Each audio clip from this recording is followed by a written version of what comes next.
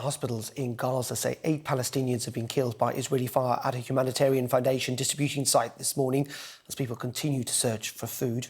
International aid has been dropped into central and southern Gaza by planes, but experts warn it's not enough to meet the needs of starving Palestinians. Israel has rejected reports of famine in the territory.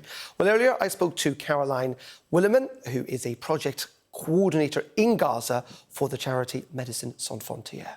The major issue that we have with the airdrops is that they're dangerous. It's very difficult, in all honesty, to say that more food is not needed because food is desperately needed. But the reality of the airdrops and the fact that all the population of Gaza is squeezed into only 20% of the Gaza Strip means that either these airdrops are falling in extremely populated areas, they're dangerous, they have fallen on tents, people have been injured, or they fall in the so-called designated combat zones, where if people go towards them, it's extremely dangerous as well because they're at risk of being shot at by the Israeli forces. On top of that, there is zero way of organizing or controlling what happens when these packages fall. Of course, people run desperately towards them and chaos breaks out. And this is like the most undignified way of getting food assistance to people. In terms of what the UN could do, I mean, there's been lots of talk, haven't there, about trying to get the UN back involved in all of this. I mean, do you think that is likely to happen?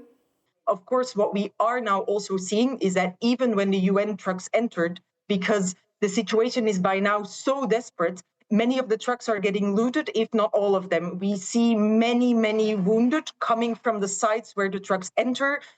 People are getting hit by the trucks. People are getting shot at by, once again, the Israeli forces. We see armed gangs as well. What has happened is that somehow the situation has been created of total chaos. And if we don't get large amounts of food in that allow this chaos to reduce a little bit, we will continue to see these scenes that are absolutely devastating every single day. And amidst that chaos, Caroline, obviously some of the criticism from within Israel and indeed the United States is that Hamas and other nefarious actors are kind of, they would argue, with large aid convoys hijacking some of this aid. Is that something you recognise? Is there a problem there, essentially? Do some of the Israelis and Americans have a point? I believe even USAID themselves have quoted that there is no proof that Hamas themselves are looting the trucks.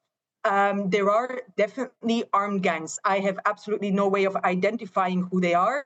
But what we see is both armed gangs as well as hundreds and thousands of desperate citizens also looting the trucks. This is definitely happening as well. So we see both gangs as well as very hungry individuals. I spoke myself the other day with a 22-year-old young man who had gone to get a bag of flour for his family of 10 that has been desperately hungry. His father told him not to go. He went anyway. A truck ran over his leg and he's at risk of losing part of that leg now. But this is the reality when people are so desperately hungry. These are the risks that they take.